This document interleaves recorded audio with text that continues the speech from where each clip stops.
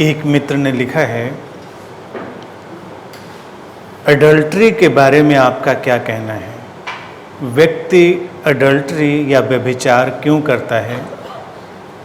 Relationship में दरार की वजह से एडल्ट्री करता है या फिर उसका चरित्र ही खराब होता है? हिंदू माइथोलॉजी में भी ऐसे कई वर्णन हैं। एडल्ट्री के बारे में सुप्रीम कोर्ट के डिसीजन के बारे में आपका क्या कहना है?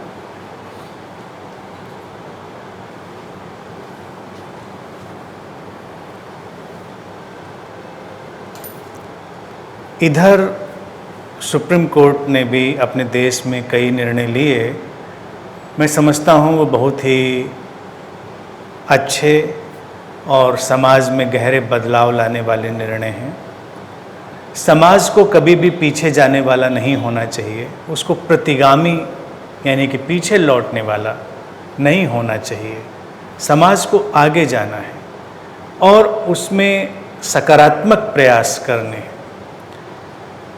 सुप्रीम कोर्ट ने इस बीच समलैंगिक संबंधों में भी अपना निर्णय दिया, उसको डिक्रिमिनलाइज किया और एडल्ट्री को डिक्रिमिनलाइज किया।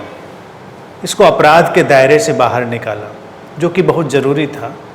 तो ऐसे निर्णय बहुत खूबसूरत हैं और एक बदलते हुए समाज की तस्वीर हैं। भारत हमेशा ही एक बहुत ही खूबसूरत और स्वतंत्रता की भावना से भरा हुआ देश रहा है, लेकिन बीच में कुछ ऐसा कंटेमिनेशन हुआ जिसके चलते हुए ये कानून बने।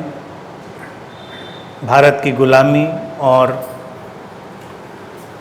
जो लोग आए यहाँ पर अपनी कॉलोनियल मेंटालिटी के साथ और अपने प्रेजुडिसेस के साथ, उन लोगों ने तमाम तरह के बदलाव भारतीय ताने बाने में करने की कोशिश की और उस जड़ता का शिकार ये समाज काफ़ी वक्त तक रहा। लेकिन अब बदलाव की धारा बह रही है तो अच्छा है। फिर पूछा है कि एडल्ट्री के बारे में मेरी राय क्या है। देखो, एडल्ट्री या व्यभिचार, इसको हमें बड़ी गहराई से समझना होगा। ये उतना ही नहीं है जितनी बात की जाती है।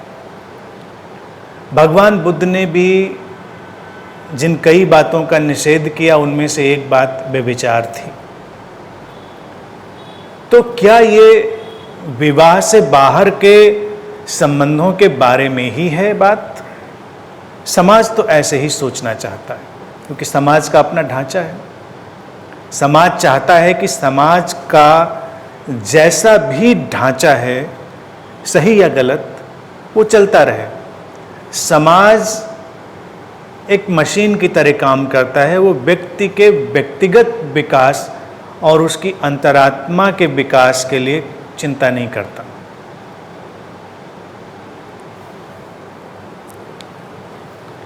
एडल्ट्री शब्द में बड़ी निंदा है, उसको समझना पड़ेगा। और उस सामाजिक मीनिंग ने, अर्थ ने ही इस शब्द को कुरूप किया। जब भगवान बुद्ध ने कहा, उनका ये आशय बिल्कुल भी नहीं था। व्यभिचार से मेरा इतना ही आशय है, जो कि बुद्ध का भी था। जो संबंध प्रेम रहित हैं, जिन संबंधों में प्रेम नहीं है और वो फिजिकलिटी में उतरते हैं, वो व्यभिचार है। चाहे वो पति पत्नी के संबंध हों, आपसी सहमति से हों, लेकिन जिनमें प्रेम नदारद है, वो व्यभिचार है, वो एडल्ट्री। देखना हमें ऐसे ही पड़ेगा इस व्यवस्था को। लेकिन हम उसको जब सामाजिक चश्मे से देखते हैं तो हमको लगता है कि विवाह से बाहर जो संबंध है वो व्यभिचार है। तो हमने चरित्र की एक अवधारणा विकसित की, जो कि एक स्यूडो कैरेक्टर है। हमको स्यूडो कैरेक्टर में नहीं जाना है, एक छद्म चरित्र का निर्माण नहीं करना है। हमको तो वास्तविकता को समझना है। एडल्ट्री आज डिक्रिमिनलाइज हुई है, आगे समाज और विकसित होगा उसके लिए कोर्ट कुछ नहीं करेगा, लेकिन लोग ही उसको अपने अलग चश्मे से देखना शुरू करेंगे, तब और बड़ा बदलाव आएगा। संबंध घट सकता है, प्रेम घट सकता है, प्रेम के घटने पर कोई मनाही नहीं है।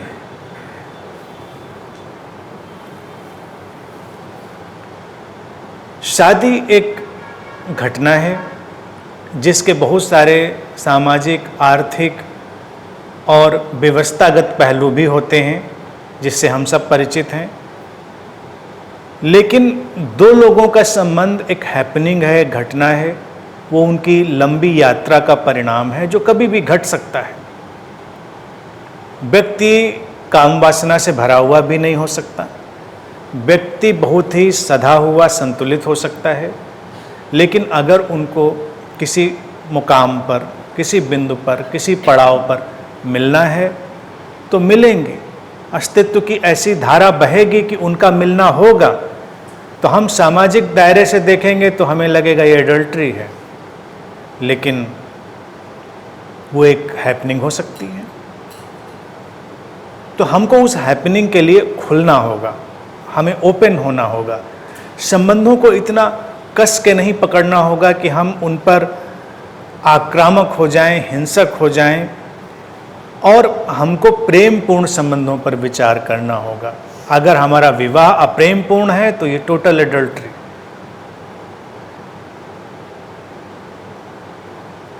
और अगर किसी संबंध में भरपूर प्रेम है, और प्रेम कोई ऐसी चीज नहीं है कि वो एक पर चुक जाती है, दो लोगों से प्रेम हो सकता है, तीन से हो सकता है।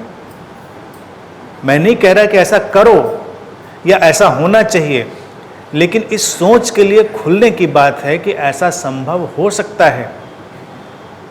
जैसे मित्र ने उसमें भारतीय मैथोलॉजी के उदाहरण में पांडवों का जिक्र किया, द्रौपदी के 5 पति, विवशता से घटना घटी, किसी भ्रम या कन्फ्यूजन से, लेकिन फिर कहते हैं कि वो प्रेम ऐसा घटा सबके बीच जो कि अपने में अनूठा था, और उसी प्रेम के कारण द्रौपदी को भारत में पंच कुमारियों में गिनते हैं। यानी कि जो 5 महिलाएं भारत में मानी गईं जो हमेशा कुंवारी हैं, वर्जिन हैं, उनमें द्रौपदी की गणना होती है। सुनने में अजीब लगेगा कि 5 पति और वो वर्जिन, ये भारत की सोच है। ये बीच में जो ये सोशल एडल्ट्री का कंसेप्ट आया, ये कंटेमिनेशन है, ये अंग्रेज़ों ने भारत में डाला है, और जो लोग भारत को गुलाम बनाने आए उन लोगों ने डाला है। भारत तो बहुत उदात्त, हाई थिंकिंग में चलता रहा है। तो द्रौपदी के केस में अगर देखें तो वो कहते हैं जब प्रेम इतना परिपूर्ण हो गया जो द्रौपदी के अंदर था, तो वो वर्जिन है। यानी कि वर्जिनिटी की एक डेफिनेशन भारत में बनती है प्रेम की पराकाष्ठा। जो प्रेम की पराकाष्ठा पे जी रहा है वो वर्जिन है, कुंवारा है। अन्यथा 5 लोगों से विवाह होने के बाद वर्जिन कहने का कोई कॉन्सेप्ट नहीं था। तो एक तो भारत में ये वर्जिनिटी की धारणा भी हमें विदा करनी होगी, जिसको लेकर भी बहुत लोग पीड़ित रहते हैं और समाज में बहुत उसको लेकर हलचल है। वर्जिनिटी का मतलब डीप, इंटैक्ट, अनब्रोकन लव। कहाँ है, कैसे है, ये कोई नहीं जानता। एडल्ट्री उसके जो अभी सोशल नॉर्म हैं उनसे हम हट जाएं तो समाज के ऊपर से बड़ा दबाव हट जाए। और सुप्रीम कोर्ट ने देखो अपने डिसीजन में भी यही कहा।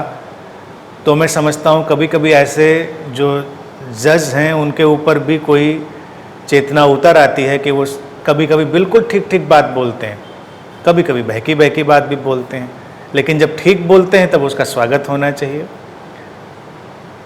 उन्होंने देखा इस चीज़ को कि जो अभी का ये अंग्रेज़ों के द्वारा डाला गया एडल्ट्री लॉ था, ये महिला को एक गुलाम की तरह मानता है। तुम खुद सोचो तो कितना फ़नी है, कितना अजीबोगरीब है एक विवाहित महिला का किसी पुरुष से संबंध हो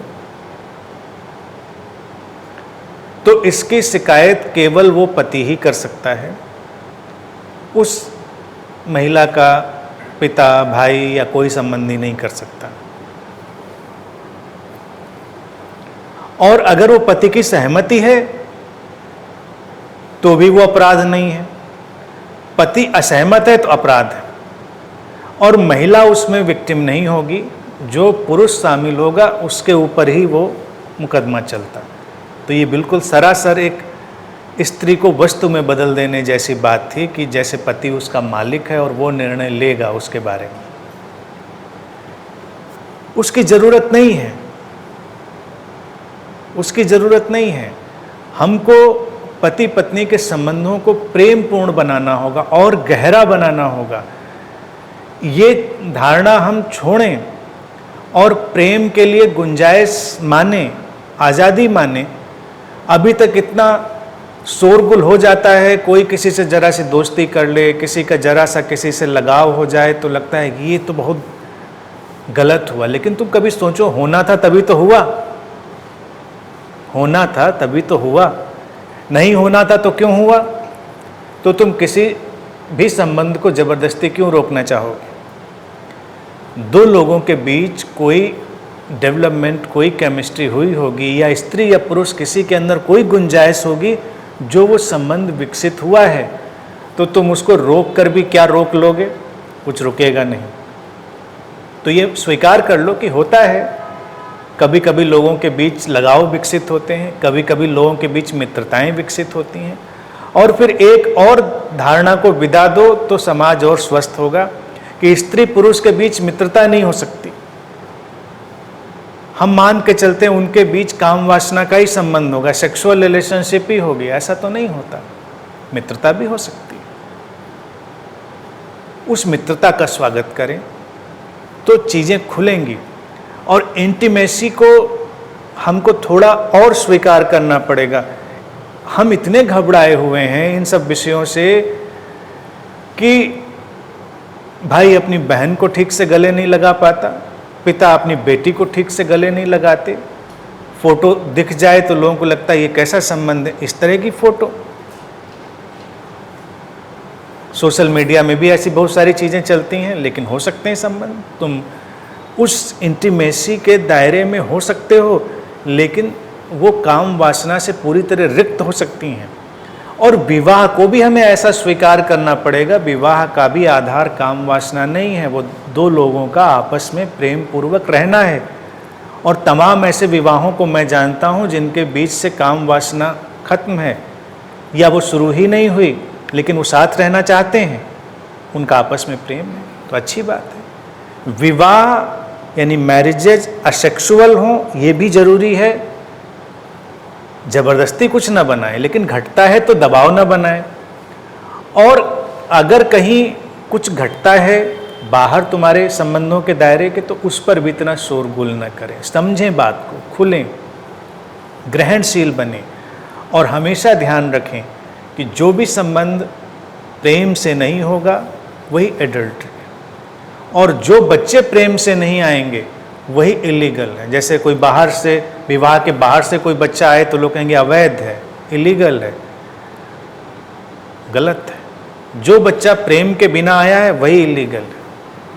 लीगल शब्द यहाँ अड़चन डालता है, उसके लिए कोई और शब्द ढूंढ सकते हैं, लेकिन जायज़ नाजायज़ जैसे शब्द आते हैं वो शब्द हैं, उचित अनुचित आते हैं, लेकिन हम कोई भी शब्द ढूंढ सकते हैं। विवाह में जो बच्चे हों या विवाह के बाहर भी बच्चे हों, हम उनका भी कोई विरोध नहीं करते, लेकिन प्रेम के कारण, अप्रेम के कारण उसका कोई स्कोप हम अपने जीवन में न रखें तो जीवन बहुत शुभ और सुंदर होगा और हम एडल्ट्री से मुक्त होंगे।